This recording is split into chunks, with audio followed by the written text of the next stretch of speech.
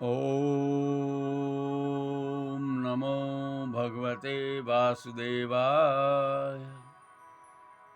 प्रिय दोस्तों, मेरा प्रणाम स्वीकार करें। मैं एलबी कौशिक तैयार हूं आपको कुरुक्षेत्र युद्ध भूमि ले जाने के लिए, जहां भगवान श्री कृष्ण श्री अर्जुन को श्लोक रूपी मोती दे रहे हैं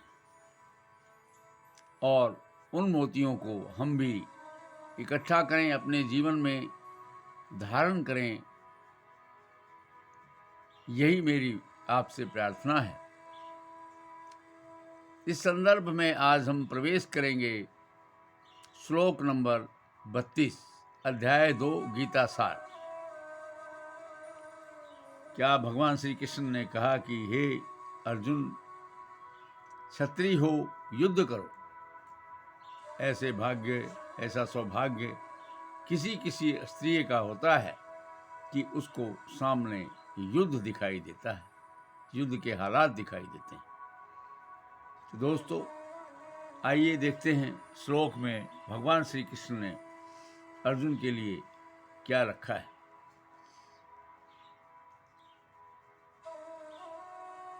यद्रच्छया चोपपन्नम स्वर्गद्वारम पावृतम सुखिनः क्षत्रियः पार्थ लभन्ते युद्धमीदृशम्। हे पार्थ,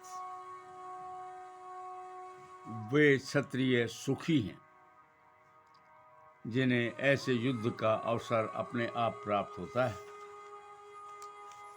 और जिनके लिए स्वर्ग के द्वार भी खुले होते हैं। विश्व के परम गुरु भगवान श्री कृष्ण अर्जुन की इस प्रवृत्ति की भर्त्सना करते हैं कि जब तक वह कहता है कि उसे इस युद्ध में कुछ भी लाभ नहीं दिख रहा है, इससे नरक में शाश्वत वास करना होगा। अर्जुन द्वारा ऐसे वक्तव्य केवल अज्ञान जन्य थे।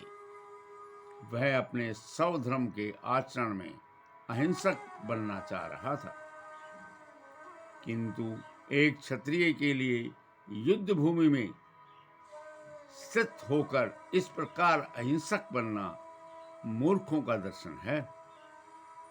पराशर स्मृति में व्यास देव के पिता पराशर ने कहा है, स्त्रियो ही प्रजा रक्षन् शस्त्रपाणि प्रदंडयन् निर्जित्य परसैन्यादि क्षीतम धर्मेण पालयेत। क्षत्रिय का धर्म है कि वह सभी क्लेशों के नागरिकों की रक्षा करे, इसलिए उसे शांति तथा व्यवस्था बनाए रखने के लिए हिंसा करनी होगी।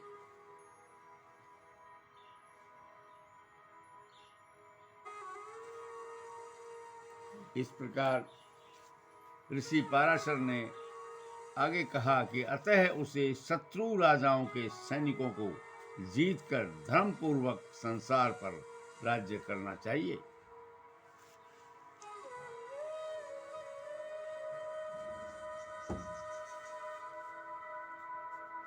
यदि सभी पक्षों पर विचार करें तो अर्जुन को युद्ध के विमुख होने का कोई कारण नहीं था। यदि वह शत्रुओं को जीतता है तो राज्य भोग करेगा, और यदि वह युद्ध भूमि में मरता है तो स्वर्ग को जाएगा, जिसके द्वार उसके लिए खुले हुए हैं। युद्ध करने से उसे दोनों ही तरह लाभ होगा।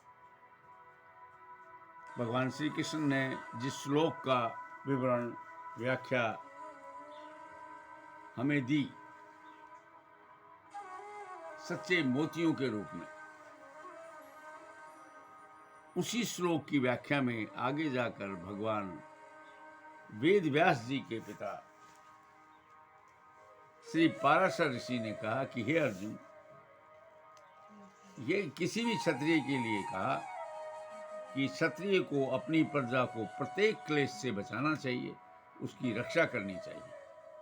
और युद्ध भूमि में अगर वह जीतता है तो राज्य भोग करेगा, अगर वो हारता है तो वह स्वर्ग की प्राप्ति में जाएगा, उसको स्वर्ग की प्राप्ति होगी। इस तरह से विधान है कि क्षत्रिय को अपनी प्रजा की रक्षा करनी ही होगी, युद्ध करना ही होगा। तो दोस्तों, यह मैंने आपको दिया है 32वें श्लोक का विवरण, जो मैं वीडियो बनाकर आपको भेज रहा हूँ। कृपया इसे स्वीकार करें और अपने दोस्तों को प्रेषित करें, और धर्म कार्य को आगे बढ़ाने के लिए चैनल को सब्सक्राइब करें। धन्यवाद दोस्तों। जय हिंद, जय भारत।